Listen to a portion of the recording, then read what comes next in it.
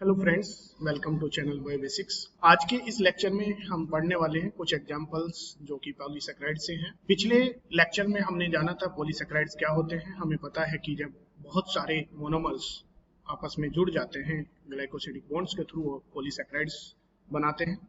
फिर हमने जाना था कि जो पॉलीसेकेराइड्स हैं वो दो तरह के हो सकते हैं, एक होमोपॉलीसेकेराइड्स होता है और दूसरा हमने हेट्रोपॉलीसेकेराइड्स पढ़ा था। जब एक ही तरह के मोनोमर्स किसी एक पॉलीसेकेराइड्स में पाए जाते हैं उसको हम होमोपॉलीसेकेराइड्स कहते हैं, जिसका एग्जांपल सेल्यूलोज, स्टार्च और ग्लाइकोजन था। और जब एक से ज्यादा तरह के मोनोमर्स आपस में जुड़े होते हैं उसको हम हेट्रोपॉलीसेकेराइड्स कहते हैं, जिसका एग्जांपल हाइड्रोयूरोनिक एसिड था, जैसे कि काइटिन होमोपॉलीसेकेराइड्स है। आगे बढ़ते हैं और फिर हमने जाना था कि फंक्शन के बेसिस पर जो पॉलीसेकेराइड्स हैं वो दो तरह के होते हैं, one is the storage polysaccharides and another is the structural polysaccharides. फिर पॉलीसेकेराइड्स का हमने जो पहला एग्जांपल लिया था वो था हमारा स्टार्च, जिसको हमने अमाइलम कहा था। ये भी जाना था कि स्टार्च जो है वो एमाइलोज और एमाइलोपैक्टिन से मिलकर बना होता है। फ्लोरिडियन स्टार्च का हमने पढ़ा था, जिसमें 20 से 22 मोनोमर्स पर ब्रांचिंग पाई जाती है। आज के इस लेक्चर में हम ले रहे हैं दूसरा एग्जाम्पल, जिसका नाम है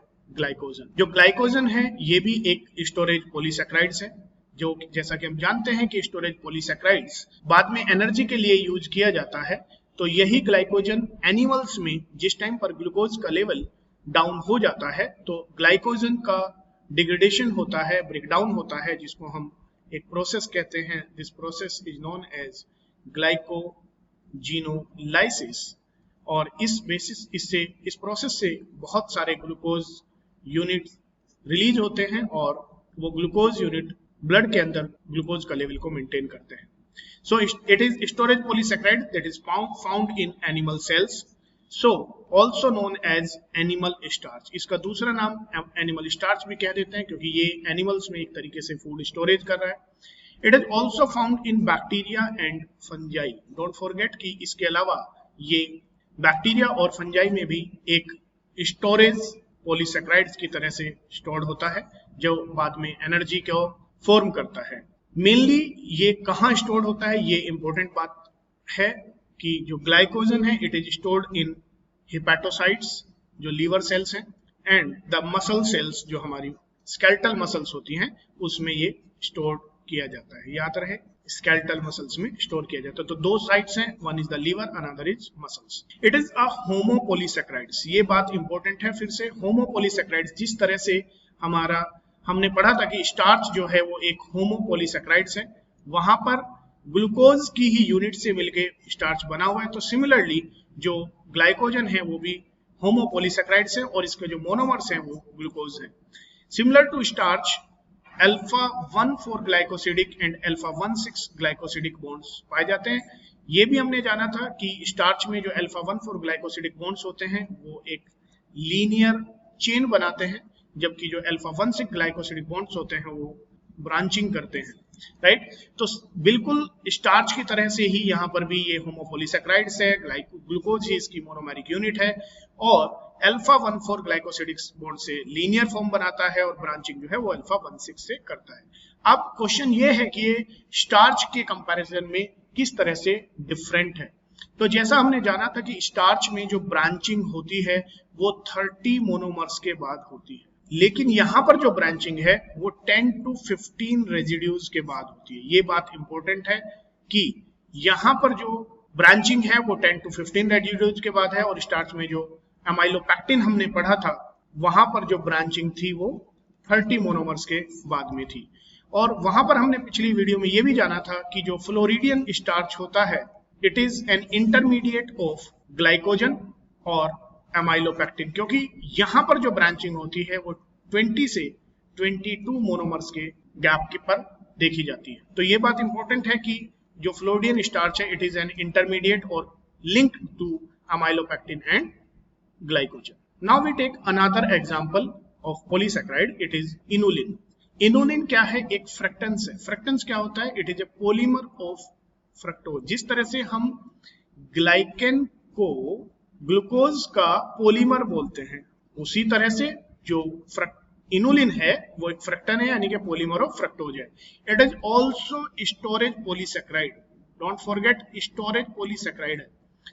कहाँ पाया जाता है? In the roots of plant and tubers of dahlia. Plant है डहेलिया प्लांट, उसके ट्यूबर्स में पाया जाता है और सभी प्लांट्स की रूट्स में पाया जाता है। डी फ्रक्टोज का मोनोमर्स, जैसे हमने जाना था कि स्टार्च में या ग्लाइकोजन में डी ग्लूकोज इन्वॉल्व होता है, यहां पर इनुलिन के फॉर्मेशन में डी फ्रक्टोज इन्वॉल्व होता है। D fructose monomers are linked with beta 2,1 glycosidic bond. Beta 2,1 glycosidic bond के आते ही हम समझ जाते हैं कि कोई भी कंपाउंड जिसमें बीटा ग्लाइकोसिडिक बॉन्ड होता है उसको ह्यूमन डाइजेस्टिव सिस्टम डाइजेस्ट नहीं कर सकता। कोई भी एंजाइम ह्यूमन डाइजेस्टिव सिस्टम में ऐसा नहीं है जो बीटा ग्लाइकोसिडिक लिंकेज को ब्रेक कर सके। इसलिए जो इनुलिन है it is not metabolised in human body, right. और यहां पर एक चीज आपको और याद रखनी है कि जो हमारे पास फ्रक्टोज की एक चेन होती है, जैसा कि अभी हमने जाना कि इनुलिन जो है फ्रक्टोज का पॉलीमर है, तो ये फ्रक्टोज की चेन लास्ट में जाकर जब टर्मिनेशन आता है तो इसके लास्ट में होता है यहाँ पर डी ग्लूकोज। ये बात याद रखनी है। और यहाँ पर जो बॉन्डिंग है फ्रक्टोज और फ्रक्टोज के बीच में वो बीटा 2,1 ग्लाइकोसिडिक बॉन्ड है, और लास्ट में जो यहाँ पर बॉन्डिंग है ये बॉन्डिंग अल्फा 1,2 ग्लाइकोसिडिक बॉन्ड है। ये बात यहाँ पर इतनी इंपॉर्टेंट नहीं है, बस आपको अगर नीट के पॉइंट ऑफ व्यू से मैं बात करूं तो ये पूछा जाता है कि इनुलिन किसका पॉलीमर है, या ये पूछ लिया जाता है कि फ्रक्टोज का पॉलीमर कौन सा है। This is the most important question which comes from this area.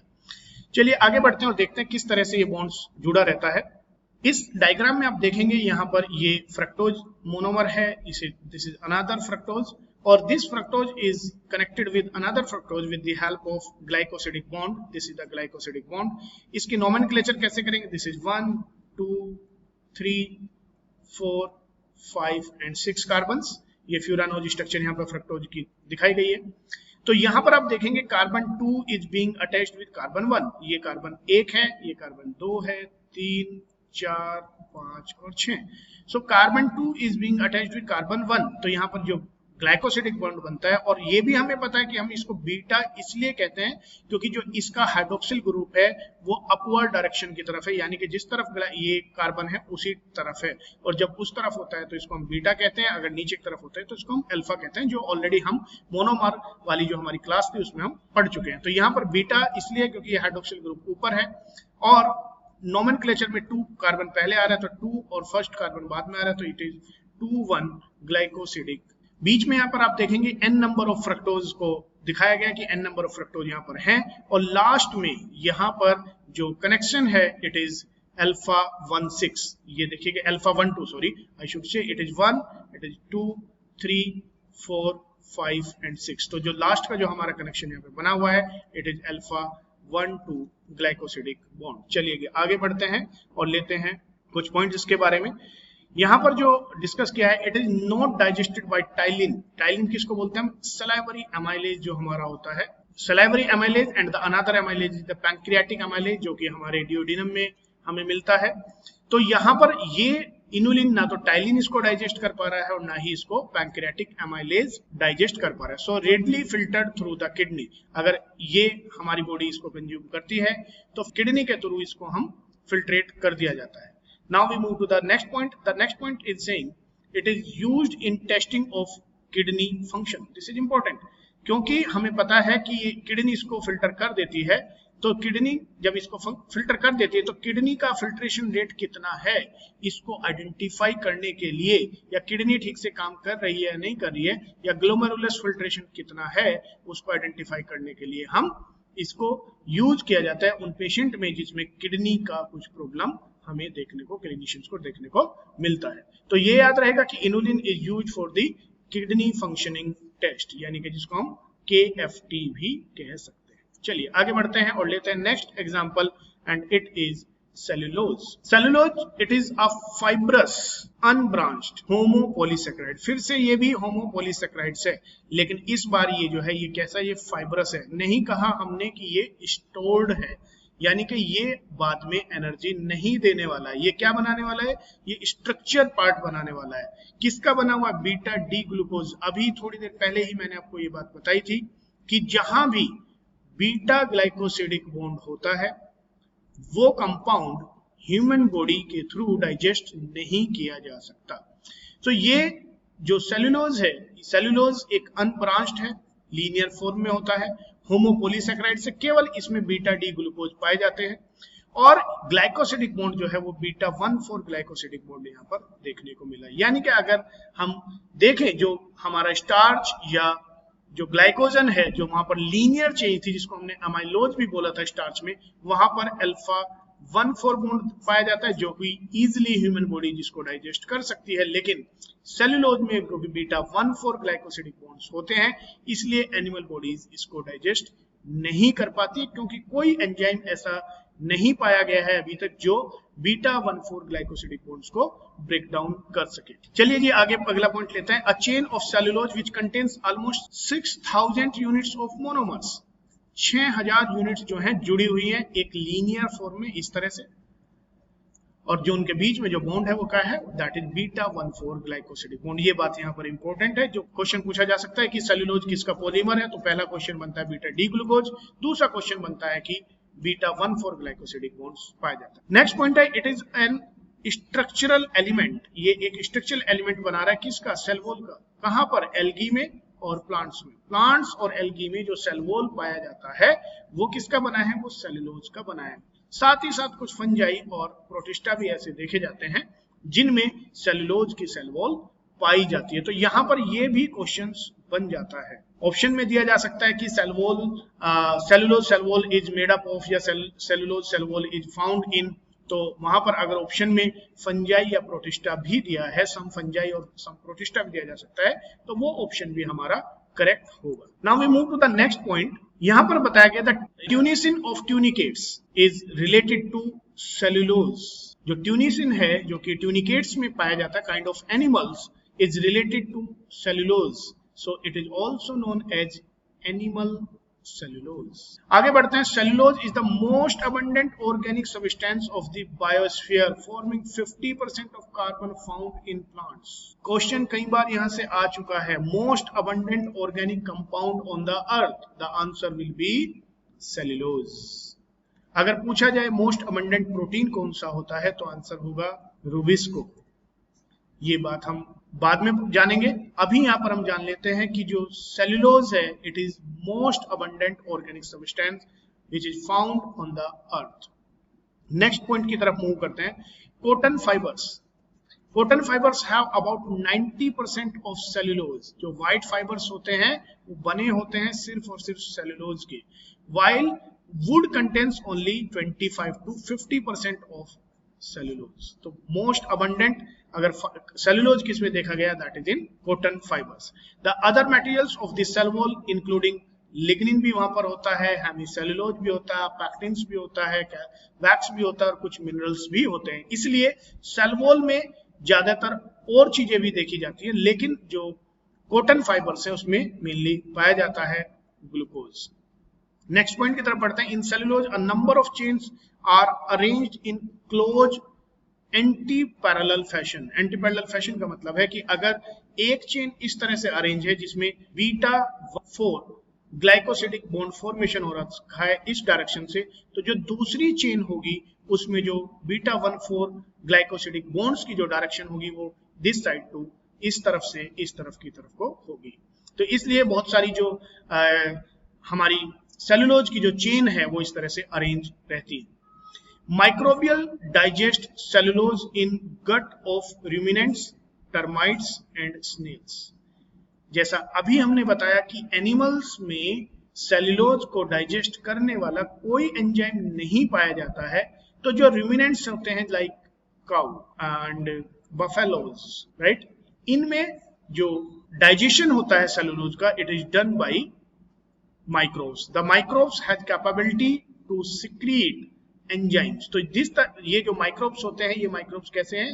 They are symbiotic microbes, जो कि फूड लेते रहते हैं हमारे एनिमल्स के डाइजेस्टिव सिस्टम से, और बदले में सेलुलोज के लिए एक एंजाइम्स रिलीज करते रहते हैं जो सेलुलोज को डाइजेस्ट करता है। Here you can see there is a diagram of cellulose.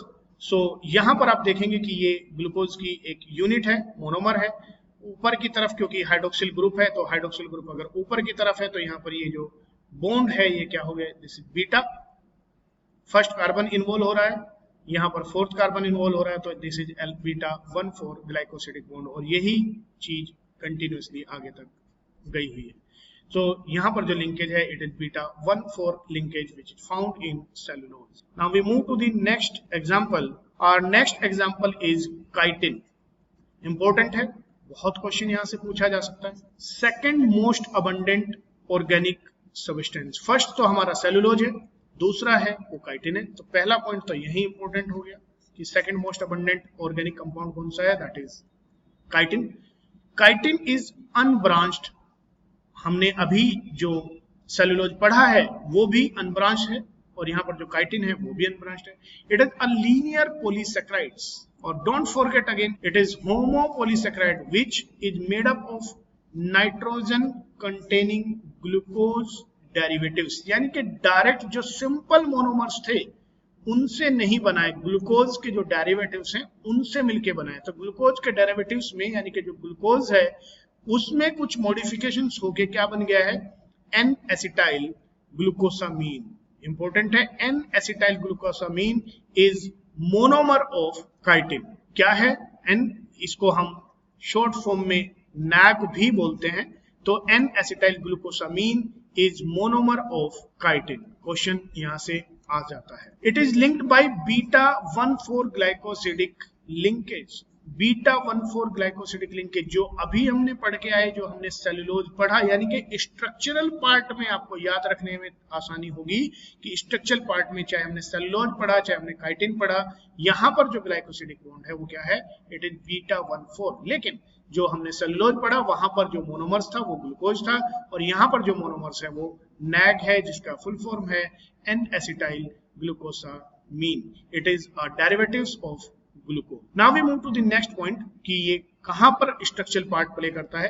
Chitin is a structural component of fungal cell wall. जो फंजाई हम पढ़ते हैं उनकी जो सेल वॉल बनी होती है वो काइटिन की बनी होती है। Another important and exoskeleton of arthropods. Arthropods के ऊपर जो स्केल्स पाई जाती हैं जो उन्हें प्रोटेक्शन देती हैं, वो एक्सोस्केलेटन बना होता है काइटिन से। तो दोनों ही बात इंपॉर्टेंट है, और ये क्वेश्चन अक्सर यहां से पूछा जाता है कि फंजाई की सेल वॉल किसकी बनी है, या आर्थ्रोपोड्स का जो एक्सोस्केलेटन है वो किसका बना हुआ है।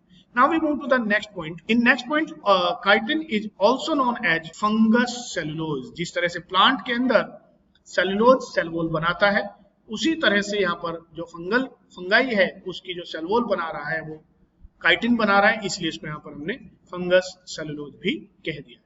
काइटिन जो है वो सॉफ्ट होता है, लेदरी होता है, तो यहाँ पर ये बात कोई इतनी इंपॉर्टेंट नहीं है। लेकिन हाँ, अगर ये पूछा जाता है कि फंगस सेलुलोज किसको बोलते हैं, और तो आंसर हमारा बन जाता है chitin. This is important, but this point is not much important. Now move to the next point. It provides both strength and elasticity. It becomes hard when impregnated with the certain proteins that is known as calcium carbonate. Calcium carbonate या कुछ protein के साथ जिस time पर ये impregnate हो जाता है तो उस टाइम पर ये हार्ड हो जाता है, और इसकी जो इलास्टिसिटी है वो बढ़ जाती है, और ये और ज्यादा फंगस को और जो आर्थ्रोपोड्स है उनको स्ट्रेंथ प्रोवाइड करता है। Here is a structure, you can see it is N acetyl glucosamine. This is the glucose, बीच में जो बैकबोन है ये ग्लूकोज की बनी है, यहाँ पर देख सकते हैं, और इस ग्लूकोज पर एक एसिटाइल और एमाइन ग्रुप यहाँ पर अटैच्ड है। This is the acetyl group, this is the amine group.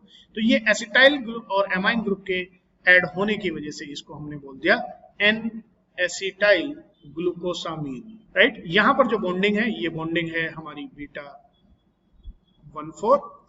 तो ये बात आपको याद रखनी है कि जो काइटिन है उसके अंदर जो बॉन्डिंग है इट इज बीटा 1,4, जैसा कि हमने यहाँ पर भी बताया। Now we understand next point at carbon 2 instead of hydroxyl group the glucose molecules in chitin have an amyl group attached that consist of carbon and nitrogen. अभी पिछली जो डायग्राम हमने देखा था उसमें आप देखेंगे कि जो कार्बन 2 है ग्लूकोज का, यूजुअली यहाँ पर एक हाइड्रोक्सिल ग्रुप होता है, लेकिन काइटिन में ये हाइड्रोक्सिल ग्रुप ना होकर वहां पर एक अमोनिया, वहां पर एक NH group connected with oxygen and CH3 इस तरह से कनेक्टेड है। तो यहाँ पर ये जो हाइड्रोक्सिल ग्रुप है it is replaced by amyl group, so it is known as N-acetyl glucosamine. क्योंकि यहाँ पर एमीन ग्रुप भी लगा है और एसिटाइल ग्रुप भी, एसिटाइल ग्रुप हो गया और ये एमाइन ग्रुप यहाँ पे अटैच्ड है। Nitrogen is electrically positive molecules, ये हमारा पॉजिटिव मॉलिक्यूल्स हो जाता है, while the oxygen double bonded is electrically negative molecules. तो इस तरह से जो काइटिन है या हमारा जो एन एसिटिल ग्लूकोसामीन है, ये एक डाइपोल मॉलिक्यूल की तरह से एक्ट करता है। अगर मैं बात करूं नीट के एग्जाम पॉइंट ऑफ व्यू से, तो ये पॉइंट बहुत इंपॉर्टेंट नहीं है, ये थोड़ा सा हाई नॉलेज में है, तो ये आपको याद रखने की जरूरत नहीं है। Now we move to the next example and it is agar. Agar is a natural components of seaweeds. It is obtained from dinoflagellate. We know that कि dinoflagellate जो हैं वो प्रोटिस्टा किंगडम को बिलोंग करते हैं, तो प्रोटिस्टन से ये हमें ऑब्टेन्ड होता है agar. It is made up of sulphated galactose. तो यहाँ पर जो डेरिवेटिव्स हैं वो गैलेक्टोज के डेरिवेटिव्स हैं। तो ये बात यहाँ पर इंपॉर्टेंट है कि जो मोनोमेरिक कार्बोहाइड्रेट यहाँ पर इन्वॉल्व होती है वो कौन सी है, वो गैलेक्टोज इन्वॉल्व होती है। गैलेक्टोज जो है वो सल्फेटेड फॉर्म में होती है और वो बहुत सारी सल्फेटेड गैलेक्टोज मिलके एक जो पॉलीसैकेराइड्स का फॉर्मेशन करती है, that is agar. In bacteria, तो यहाँ पर जो इंपॉर्टेंट पॉइंट है वो ये है कि अगार में जो कार्बोहाइड्रेट पाई जाती है, जो मोनोमर्स पाए जाते हैं, वो galactose. In bacteriology it is used for bacterial culture, ये इंपॉर्टेंट है। दूसरा जो इंपॉर्टेंट पॉइंट यहाँ पर है वो ये है कि अगार कहां से ऑब्टेंड किया जाता है। It is obtained from red algae. कौन सी है, ग्रेसिलेरिया एंड जेलिडियम। ग्रेसिलेरिया और जेलिडियम से हम अगार को ऑब्टेन करते हैं। यहां से अगार की एक और प्यूरिफाइड फॉर्म होती है जिसको हम कहते हैं एगारोज, जिसका यूज हम बायोटेक्नोलॉजी वाले चैप्टर में जब हम जेल इलेक्ट्रोफोरेसिस पढ़ते हैं तो वहां पर बताया जाता है। तो अगर क्वेश्चन आता है कि एगारोज कहां से ऑब्टेन किया जाता है, तो आंसर यही होगा ग्रेसिलेरिया एंड जेलिडियम। या पूछा जाता है कि अगार कहां से ऑब्टेन किया जाता है, तो भी आंसर हमारा ग्रेसिलेरिया और जेलिडियम ही रहेगा। Now we understand next polysaccharides and these polysaccharides are mucopolysaccharides commonly known as glycosaminoglycans. ये इंपॉर्टेंट है, ध्यान रहे कि म्यूकोपॉलीसैकेराइड्स को हम ग्लाइकोसामीन ग्लाइकेंस भी कह देते हैं या इनको शॉर्ट फॉर्म में GAG भी कह देते हैं। ये बात इंपॉर्टेंट है कि glycosaminoglycans is another name of mucopolysaccharides. Chemically modified sugars like N-acetyl glucosamine and N-acetyl muramic acid, ये modified हो गया यहाँ पर ग्लूकोज, जो कि हम काइटिन में भी पढ़ के आए हैं, और N-acetyl muramic acid का भी modifications हुए, derivatives हुए हैं, ये मिलके यहाँ पर बना लेते हैं हमारे म्यूकोपॉलीसैकेराइड्स। जैसा कि हम जानते हैं peptidoglycan it makes the cell wall of bacteria. तो बैक्टीरिया की जो cell wall, specially the eubacteria की जो सेल वॉल्स होती है वो पेप्टाइडोग्लाइकेंस की बनी होती है। तो अगर क्वेश्चन पूछा जाता है peptidoglycans, it is a polymer of NAG and NAM, alternate form में नैग और नैम अरेंज होते हैं। तो इट इज अ हेट्रोपॉलीसैकेराइड्स जिसके बीच बीच में कुछ प्रोटीन्स की पेप्टाइड्स भी लगी, कुछ एमिनो एसिड्स की पेप्टाइड्स भी लगी रहती हैं, इसलिए वो कंपाउंड हमारा पेप्टाइडोग्लाइकेंस बन जाता है। इसके कुछ एग्जांपल्स और यहाँ पर दिए गए हैं। The one is the hyaluronic acid. Hyaluronic acid founds in vitreous humour, umbilical cord, joints, connective tissue. And अगर आपको याद होगा कि जिस टाइम पर एक oocyte है, oocyte के चारों तरफ बहुत सारी फोलिकुलर सेल्स लगी रहती हैं, इन फोलिकुलर सेल्स के बीच में भी जो कनेक्शन है, जो अटैचमेंट है, वो बेसिकली हाई एलुयूरोनिक एसिड से ही बना होता है। हाई एलुयूरोनिक एसिड से ही जो सेल्स हैं स्टिकिंग होती हैं एक दूसरे से। और ये भी हम जानते हैं कि जिस टाइम पर एक स्पर्म इस कोरोना रेडिएटा को जब पार करता है, तो यहाँ पर वो अपने एक्रोजोम्स को से जो एंजाइम्स रिलीज करते हैं, उनमें एक एंजाइम होता है हाई एलुयूरोनिडेज, और ये एंजाइम इस हाई एलुयूरोनिक एसिड को ब्रेक करता है यहाँ से और इस पेनिट्रेशन में हेल्प करता है। तो ये याद रहे कि जो हाई एलुयूरोनिक एसिड है ये भी एक म्यूकोपॉलीसैकेराइड्स का ही एग्जांपल है। हेपरिन, हेपरिन जो कि एक एंटीकोगुलेंट है, ब्लड को क्लॉट होने से बचाता है, ये भी एक म्यूकोपॉलीसैकेराइड्स है। Chondroitin sulphates, it is found in cartilage, tendons and bones, तो स्ट्रेंथनिंग में हेल्प करता है। Keratin sulphate, it is found in the costal cartilage और cornea, cornea it is a part of eye and the costal cartilage, हमें पता है कि जो हमारी रिब्स हैं जो स्टर्नम से जुड़ी रहती हैं, वहां पर वो कोस्टल कार्टिलेज से जुड़ी हुई होती है, जिसको हम ब्रेस्ट बोन भी बोलते हैं। डर्मेटन सल्फेट की अगर बात करें तो dermatan sulphate is found in wall of artery. तो यहाँ पर बहुत ज्यादा डिटेल में जाने की जरूरत नहीं है, बस आपसे ज्यादा पूछा जा सकता है कि कोई जो हेपरिन है वो कहाँ पाया जाता है या उसका फंक्शन क्या होता है। I hope you enjoyed this class and this is very important and very informative. So you have to learn and you have to memorize the bonds and the function of the polysaccharides, and almost 1 or 2 questions usually comes from this section. I hope you enjoyed this class. Thank you so much for watching this lecture.